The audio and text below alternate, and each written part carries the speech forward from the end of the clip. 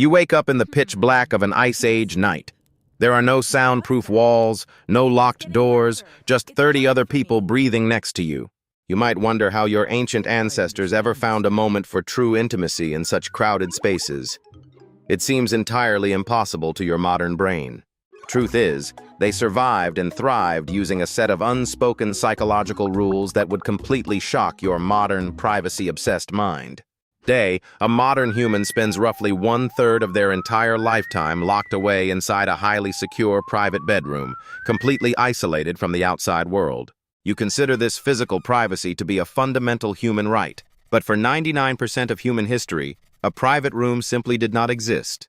For around 300,000 years, your ancestors lived in small nomadic groups, sharing every single aspect of their daily lives without any physical barriers. Imagine trying to sleep in a tight cave or a small hide tent. You are surrounded by your entire tribe of hunter-gatherers, packed closely together.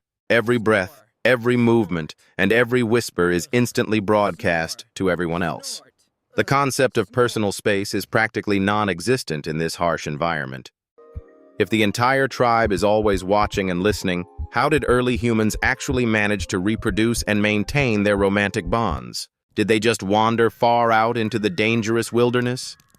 That would be a very quick way to get eaten by an Ice Age predator. Leaving the safety of the campfire at night meant risking your life.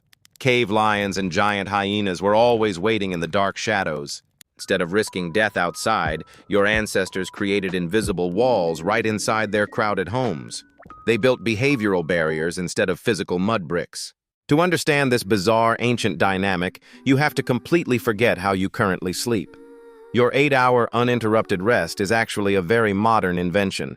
Before the Industrial Revolution and artificial lights, human bodies followed a completely different rhythm, dividing the long night into 2 distinct periods of rest. Historian Roger Ekirk discovered that this ancient pattern, known as segmented sleep, held the ultimate secret to prehistoric romance and your ancestors' survival.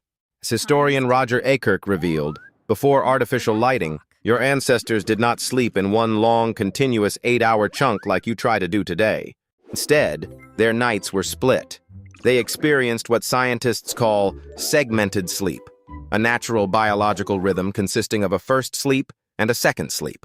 Imagine yourself lying on a simple hide mat. You fall asleep shortly after the sun goes down, completely exhausted from a brutal day of foraging. But then, around midnight, you naturally wake up. You are not an insomniac. This was perfectly normal for every single person in your ancient tribe. For the next hour or two, a quiet period of wakefulness spreads across the dark cave. People add wood to the dying, glowing embers. Individuals softly whisper, interpret their dreams, or tend to crying children. But this midnight gap served another crucial, deeply hidden evolutionary purpose. This was the time for intimacy. Without private rooms, the pitch-black darkness of the middle of the night became the only true cloak of privacy. You could not see the couple a few feet away, and they could not see you. Physical boundaries were entirely replaced by a visual void.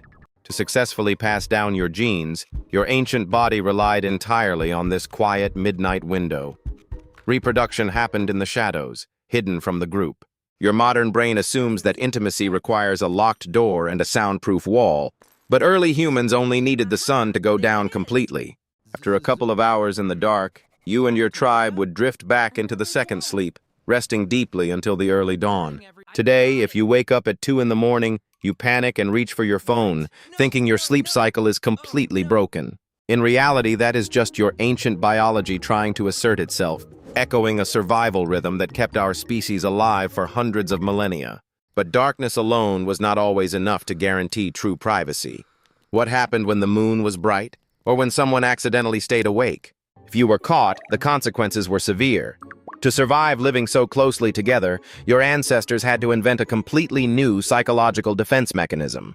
Anthropologists like Richard Lee and James Sussman observed modern hunter-gatherers, like the Jew Hoansi of the Kalahari, to understand these ancient dynamics.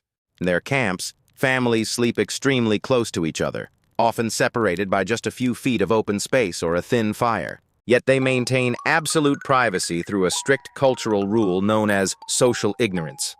This acts as an impenetrable, invisible mental wall between families. If a couple chooses to be intimate during the night, The rest of the tribe strictly follows one unbreakable law. They pretend to be asleep.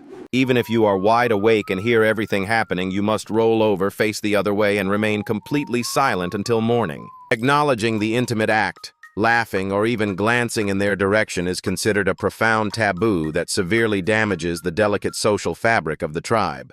This intentional blindness creates a powerful illusion of isolation. By choosing not to see or hear, the tribe gifts the couple a temporary private room.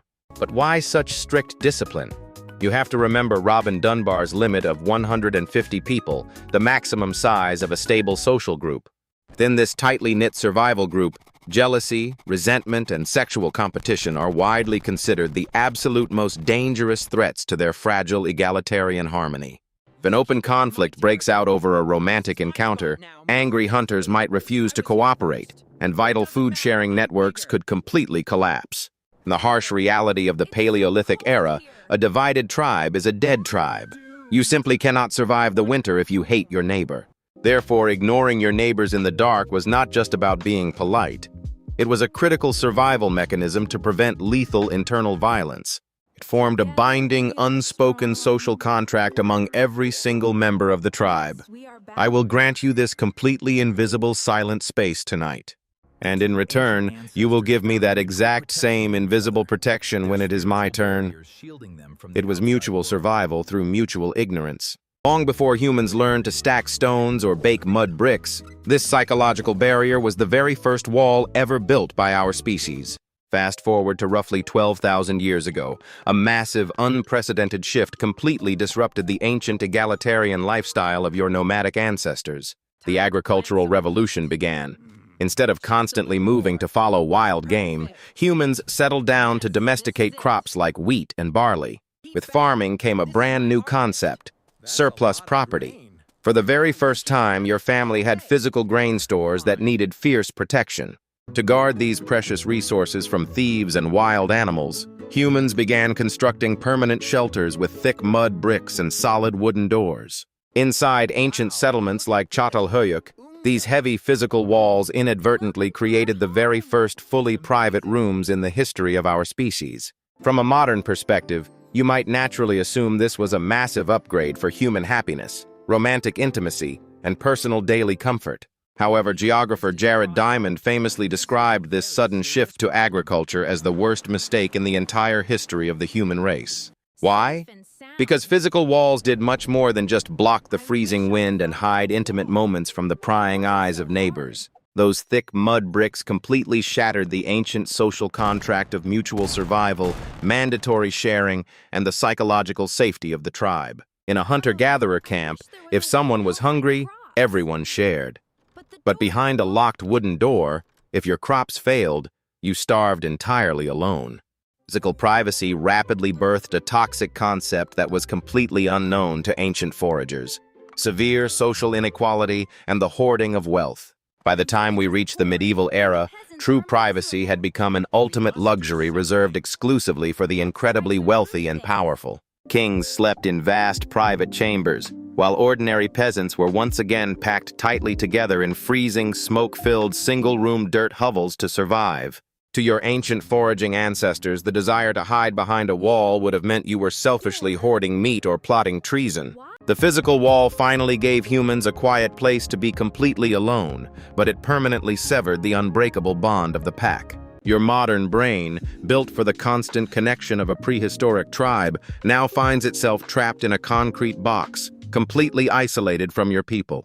This is what scientists call an evolutionary mismatch. Your ancient instincts for constant connection remain, but your modern reality is defined by loneliness. Your brain still expects the tribe to be within earshot, constantly monitoring for threats, gossip, and shared warmth, but it finds only silence. Even with millions of online friends, you cannot trick your ancient mind. Dunbar's number still stands. You cannot maintain intimacy with everyone. We evolved to share our lives, our food, and our very thoughts within a tightly knit group. When we lose that, we lose our survival edge. This is why, when you feel rejected, your brain triggers the exact same neural response as physical pain. In the ancient world, rejection equaled death. Today, you do not face the predator alone, but your ancient brain still processes social isolation as a direct threat to your existence. Your body is living in the modern office, but your genes are still running across the prehistoric savanna, desperately searching for the protection of the group. You are not broken, and you are not imagining it.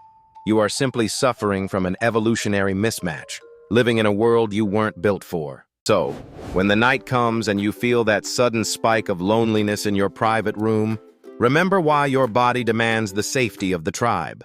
You are not meant to be isolated behind a locked door.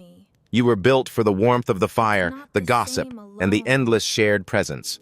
The privacy you once craved has become the very thing that separates you from the ancient, unbreakable social bond of your prehistoric ancestors. Your ancestors found their true freedom not behind a locked door, but in the unconditional safety they built together in the heart of the night.